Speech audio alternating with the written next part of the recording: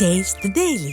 தேர்தலுக்கு பிந்தைய கருத்து கணிப்பு பிரதமர் மோடியின் கற்பனை கணிப்பு என காங்கிரஸ் மூத்த தலைவர் ராகுல் காந்தி இன்று விமர்சித்துள்ளார். இதனிடையே அருணாச்சல பிரதேசத்தில் மீண்டும் பாஜகவும் சிக்கிமில் கிராந்திகாரி மோர்ச்சா கட்சியும் ஆட்சியை கைப்பற்றியுள்ளன. செய்தியாளர்கள் ராஜா சதீஷ் முருகன் வழங்கிய தகவல்களை இந்த தொகுப்பில் பார்க்கலாம். நாடாளுமன்ற தேர்தலோடு சட்டமன்ற தேர்தல் நடைபெற்ற அருணாச்சல பிரதேசம், சிக்கிம் மாநிலங்களில் இன்று வாக்கு எண்ணிக்கை நடைபெற்றது. இதில் 60 தொகுதிகளை கொண்ட அருணாச்சல பிரதேசத்தில் ஆளும் பாஜக 46 தொகுதிகளிலும், காங்கிரஸ் 1 தொகுதியிலும், பிற கட்சிகள் 13 தொகுதிகளிலும் வெற்றி பெற்றன. இதேபோல 32 தொகுதிகளை கொண்ட சிக்கிம் மாநிலத்தில் ஆளும் சிக்கிம் கிராந்திகாரி மோர்ச்சா 31 தொகுதிகளை கைப்பற்றியது. நாடாளுமன்ற தேர்தலில் பாஜக கூட்டணி பெரும்பான்மை இடங்களை கைப்பற்றும் என கருத்து கணிப்பு முடிவுகள் வெளியான நிலையில் இது தேர்தல் கருத்து கணிப்பு அல்ல, பிரதமர் மோடியின் கற்பனை கணிப்பு என காங்கிரஸ் எம்பி ராகுல் காந்தி இன்று விமர்சித்துள்ளார். வெளியாகி இருப்பது கருத்து கணிப்பு அல்ல, கற்பனை கணிப்பு. இந்தியா கூட்டணி 295 இடங்களில் வெல்லும். இதேபோல பாஜக பெரும் தொகை கொடுத்து பொய்யான கணிப்புகளை வெளியிட்டிருப்பதாக மேற்குவங்க முதலமைச்சர் மம்தா பானர்ஜி குற்றம் சாட்டியுள்ளார்.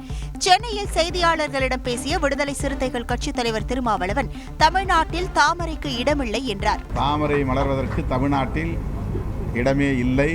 40க்கு 40 திராவிட முன்னேற்ற கழகத்தின் தலைமையிலான கூட்டணி வெற்றி பெறும். இதனிடையே வாக்கு எண்ணிக்கை மற்றும் அதற்கு பிந்தைய நடவடிக்கைகள் குறித்து காங்கிரஸ் மூத்த தலைவர்கள் மற்றும் நிர்வாகிகளுடன் அக்கட்சியின் தேசிய தலைவர் மல்லிகார்ஜுன கார்கே டெல்லியில் இன்று ஆலோசனை மேற்கொண்டார். மேலும் வாக்கு எண்ணிக்கையை நேர்மையாக நடத்த வலியுறுத்தி டெல்லியில் தேர்தல் ஆணைய அதிகாரிகளை இந்தியா கூட்டணி தலைவர்கள் இன்று நேரில் சந்தித்தனர். மறுபுறம் தமிழ்நாட்டில் அமைக்கப்பட்டுள்ள 39 வாக்கு எண்ணும் மையங்களில் 42,000 போலீசார் பாதுகாப்பு பணியில் ஈடுபட உள்ளனர்.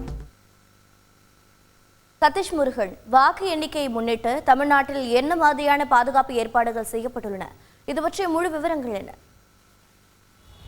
வாக்கு எண்ணும் பணிகளின் பொழுது தமிழகம் முழுவதும் 1,18,000 காவல்துறையினரும் சுமார் 1,300 துணை ராணுவ படையினரும் பாதுகாப்பு பணியில் ஈடுபட இருப்பதாக தகவல் வெளியாகியிருக்கிறது. தமிழகத்தை பொறுத்தவரையில் சென்னை நீங்களாக வாக்கு எண்ணும் மையங்களில் மட்டும் 42,000 போலீசாரும், சென்னையில் 3,000 போலீசார் என ஒட்டுமொத்தமாக 45,000 போலீசார் பாதுகாப்பு பணியில் ஈடுபட இருக்கிறார்கள்.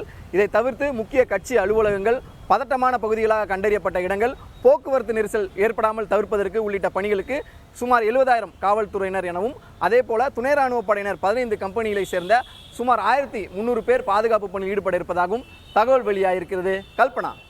நன்றி சதீஷ் முருகன்.